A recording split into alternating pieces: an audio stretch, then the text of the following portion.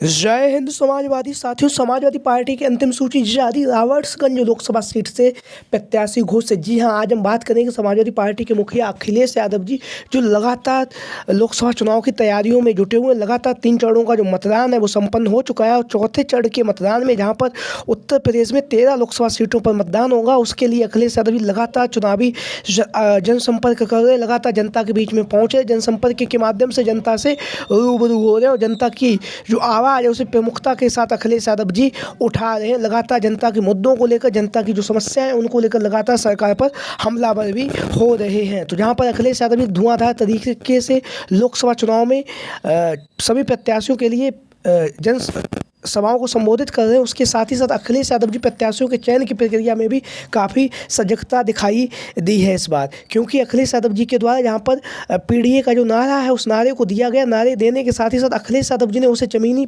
हकीकत भी दी है। जिस तरह से अखिलेश यादव जी ने लोकसभा चुनाव में प्रत्याशियों का ऐलान किया, उसमें जो अखिलेश यादव जी का जो नारा है पीडीए का, यानी कि पिछड़ा, दलित और अल्पसंख्यक, उसकी झलक भी हमें साफ तौर से देखने के लिए मिल रही है। जहाँ पर अखिलेश यादव जी के द्वारा इंडिया गठबंधन के तहत 62 लोकसभा सीटों पर अखिलेश यादव जी अपने प्रत्याशियों का ऐलान करेंगे। उसमें से 61 लोकसभा सीटों पर अखिलेश यादव जी ने अपने प्रत्याशी उतार दिए हैं और एक जो लोकसभा सीट बची हुई है, रावर्ट्सगंज की जो लोकसभा सीट बची है, जहां से अभी तक जो अखिलेश यादव जी हैं उन्होंने अपना प्रत्याशी घोषित नहीं किया है। तो आज हम बात करेंगे रावर्ट्सगंज लोकसभा सीट को लेकर, जो लगातार चर्चाओं का केंद्र बिंदु बनी हुई है।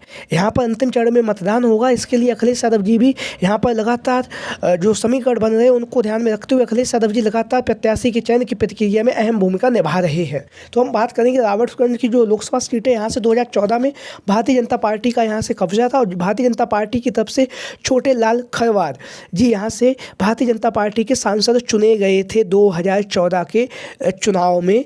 जो रावर्ट्सगंज की लोकसभा सीट है, वहाँ से छोटे लाल खरवार 2014 के चुनाव में भारतीय जनता पार्टी के प्रत्याशी भी थे। प्रत्याशी होने के साथ साथ सांसद भी चुने गए थे। उसके बाद परिस्थितियाँ बदली और 2019 के चुनाव आते आते जो अपना दल, जो अनुप्रिया पटेल जी का जो अपना दल है, उस दल के साथ एनडीए का गठबंधन हुआ और गठबंधन के तहत जो रावर्ट्सगंज की जो लोकसभा सीट थी है अनुप्रिया पटेल के खाते में चली गई और वहाँ से इन्होंने पकौड़ी लाल कोल को अपना प्रत्याशी घोषित किया और जो वहाँ से रिकॉर्ड मतों से उन्होंने विजयश्री भी प्राप्त की थी। लेकिन 2024 का चुनाव आते आते पकौड़ी लाल कोल जी का जो टिकट है वो कट चुका है और पकौड़ी लाल कोल का टिकट कटने के बहुत सारे कारण बताए जा रहे हैं। दूसरा तो ये है कि जनता इनसे अच्छी खासी नाराज़ भी है। नाराज़गी के साथ ही साथ इनके जो बयान है उनको लेकर भी ये चर्चाओं का केंद्र बिंदु बने रहते हैं।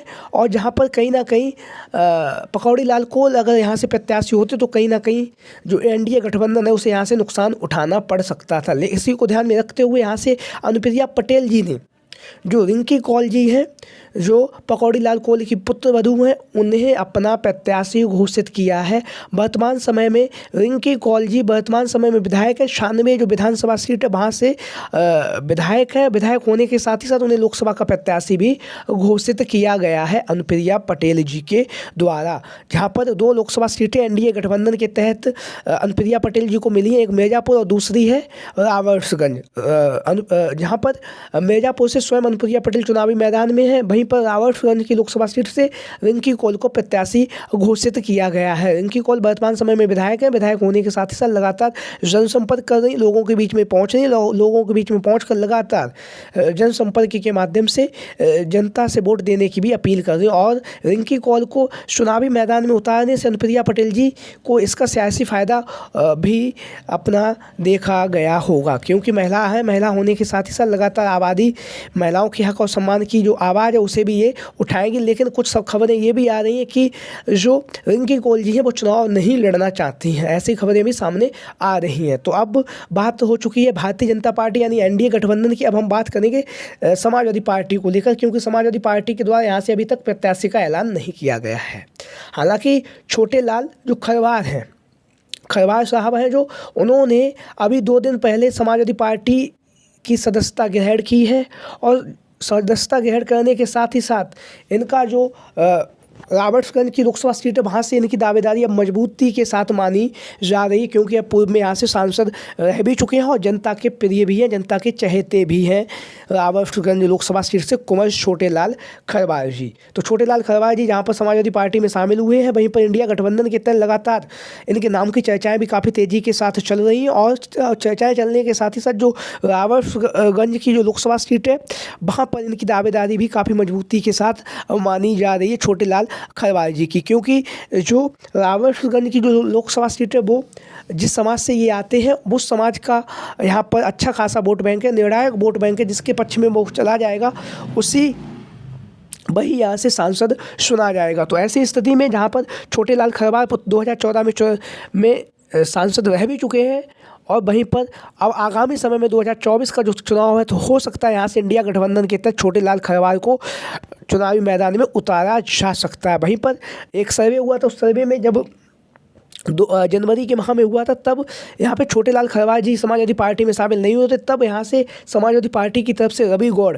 का नाम काफ़ी चर्चाओं का केंद्र बिंदु बना हुआ था और रवि गौड़ का इंडिया गठबंधन से प्रत्याशी होना लगभग तय माना जा रहा था, क्योंकि वहाँ की जनता ने जो सर्वे किया उस सर्वे में जनता ने रवि गौड़ को पसंद किया। पसंद करने के साथ ही साथ वहाँ की जो विधानसभा सीटें हैं उनमें से सबसे ज़्यादा विधानसभा सीटों पर भी रवि गौड़ को समाजवादी पार्टी के प्रत्याशी के रूप में जनता ने पसंद भी किया था। लेकिन अब जो छोटेलाल खरवार जी हैं उनका समाजवादी पार्टी में शामिल होने के बाद जो सर्वे है या जो भी आंकड़ा है वो बदल चुका है और अब यहाँ से छोटेलाल खरवार की जो दावेदारी है वो काफ़ी मजबूती के साथ मानी जा रही है। वहीं पर अगर छोटेलाल खरवार जी यहाँ से समाजवादी पार्टी के प्रत्याशी होते हैं, इंडिया गठबंधन के प्रत्याशी होते हैं रॉबर्ट्सगंज की लोकसभा सीट से, तो यहाँ पर जो दुद्धी में जो विधानसभा उपचुनाव हो रहा है उसका कहीं ना कहीं समाजवादी पार्टी को फायदा होता हुआ भी नजर आ रहा है, क्योंकि दुद्धी विधानसभा सीट से विजय सिंह गोंड चुनावी मैदान में गठबंधन के प्रत्याशी हैं। उसके साथ ही साथ यहाँ की जो आबादी है वहाँ पर जो खरवार समाज के जो लोग हैं उनकी आबादी अधिक है। ऐसी स्थिति में अगर इंडिया गठबंधन के प्रत्याशी के रूप में छोटेलाल खरवार जी रॉबर्ट्सगंज से प्रत्याशी घोषित होते हैं तो कहीं ना कहीं विजय सिंह गोंड जो इंडिया गठबंधन के प्रत्याशी हैं विधानसभा उपचुनाव में जहाँ पर दुद्धी में हो रहा है उसका फायदा कहीं ना कहीं विजय सिंह गोंड को होता हुआ भी दिखाई दे रहा है। तो आप लोगों की क्या राय है? सभी साथी कमेंट बॉक्स के माध्यम से अपनी राय जरूर दें कि जो रॉबर्ट्सगंज की लोकसभा सीट है यहाँ से समाजवादी पार्टी और इंडिया गठबंधन के प्रत्याशी के रूप में आप लोगों की क्या पसंद है। सभी साथी कमेंट बॉक्स के माध्यम से अपनी राय जरूर दें। इसके साथ ही साथ जो भी साथी चैनल पर पहली बार आए हैं वो चैनल को सब्सक्राइब करें और वीडियो को लाइक करें। वीडियो को अंत तक देखने के लिए आप सभी का बहुत बहुत धन्यवाद एवं आभार। जय हिंद, जय भारत, जय समाजवाद, जय अखिलेश मिशन 2024। वीडियो को अंत तक देखने के लिए आप सभी का बहुत बहुत धन्यवाद एवं आभार। Thank you for watching this video. जय हिंद, जय भारत।